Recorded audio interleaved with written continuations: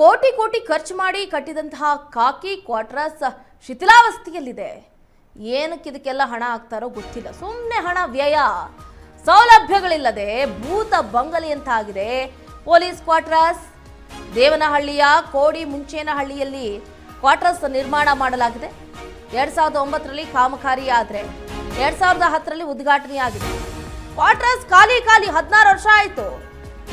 7 ಎಕರೆ 23 ಗುಂಟೆ ಪ್ರದೇಶದಲ್ಲಿ ಪೊಲೀಸ್ ವಸತಿ ಗೃಹಗಳ ನಿರ್ಮಾಣ ಆಗಿದೆ.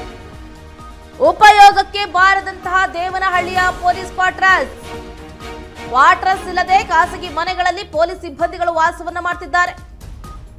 ಸರ್ಕಾರದಿಂದ ದೇವನಹಳ್ಳಿ ಪೊಲೀಸರಿಗೆ ಸಿಗ್ತಾ ಇಲ್ಲ ಸೂಕ್ತ HRA.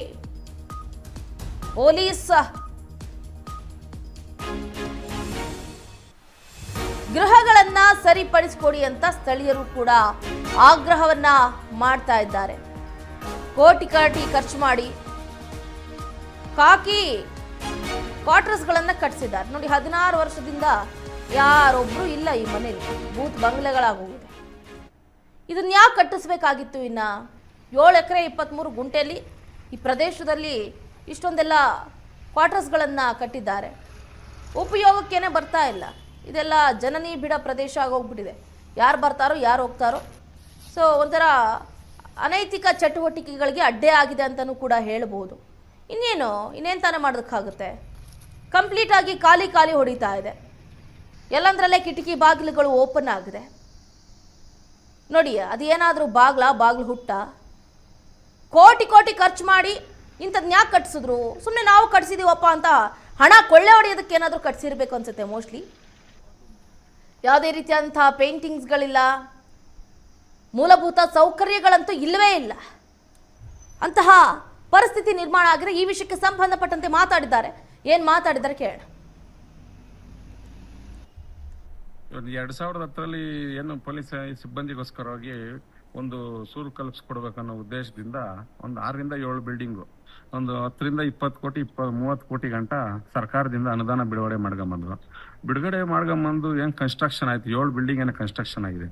ಇದುವರೆಗೂ ಯಾವುದೇ ರೀತಿಯಲ್ಲಿ ವಾಸವಾಗಿರ್ತ ಒಬ್ಬ ಮನುಷ್ಯನೂ ಅದರಲ್ಲಿ ವಾಸವಾಗಿಲ್ಲ. ಇವತ್ತಿನ ಅದ್ರ ಪರಿಸ್ಥಿತಿ ಹೇಗಿದೆ ಅಂದ್ರೆ, ಅರ್ಧ ಬಾಗಿಲಿದೆ, ಕಿಟಕಿ ಗ್ಲಾಸ್ ಇಲ್ಲ, ಕರೆಂಟ್ ಸೌಲಭ್ಯ ಇಲ್ಲ, ಕಾಂಪೌಂಡ್ ಇಲ್ಲ. ಅಲ್ಲಿ ಬರೀ ಈ ಎಣ್ಣೆ ಹೊಡೆಯೋಂಥವ್ರಿಗೆ ತಂಗುದಾಣ ಆಗ್ಬಿಟ್ಟಿದೆ. ಅಂತ ಪರಿಸ್ಥಿತಿ ಆಗಿದೆ.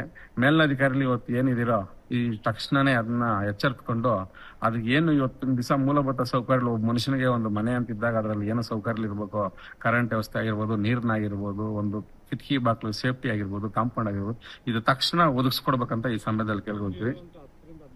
ಇವತ್ತಿನ ದಿವಸ 16ರಿಂದ 17 ಸಾವಿರ ಬಾಡಿಗೆ ಕಟ್ಟಬೇಕು. ಬಾಡಿಗೆ ಕಟ್ಟೋದಲ್ಲದೆ ಪಾಪ ಮಕ್ಕಳು ಸ್ಕೂಲ್ ಆಗಿರ್ಬೋದು, ಅವ್ರದ್ದು ಪೆಟ್ರೋಲ್ ಆಗಿರ್ಬೋದು, ಪ್ರತಿಯೊಂದು ನೋಡಿದಾಗ ಅವ್ರ ಬರೋಂಥ ಸಂಬಳ ಯಾವುದೇ ರೀತಿ ಸಾಲಲ್ಲ. ಇವತ್ತು ಅದರಲ್ಲಿ ಸಿಟಿಗೆ ಬೇರೆ ಸಂಬಳ, ಹಳ್ಳಿಗೆ ಬೇರೆ ಸಂಬಳ ಅಂತ ಪೊಲೀಸ್ ಸಿಬ್ಬಂದಿಗೆ ಇದು ಬೇರೆ ಸೃಷ್ಟಿ ಇದೆ. ಹಂಗಾಗಿ ಇವತ್ತಿನ ದಿವಸ ಅದನ್ನ ಇವತ್ತು ಏನು ಒಟಾರಲ್ಲಿದಾವೆ ಅದೆಲ್ಲ ನೀಟಾಗಿ ರೆಡಿ ಮಾಡಿಕೊಟ್ರೆ ಅವ್ರಿಗೇನೋ ಒಂದು 15-20 ಸಾವಿರ ದುಡ್ಡು ಉಳಿಬೋದು ಅಂತ ಈ ಸಮಯದಲ್ಲಿ ಕೇಳ್ಕೊಂತೀನಿ.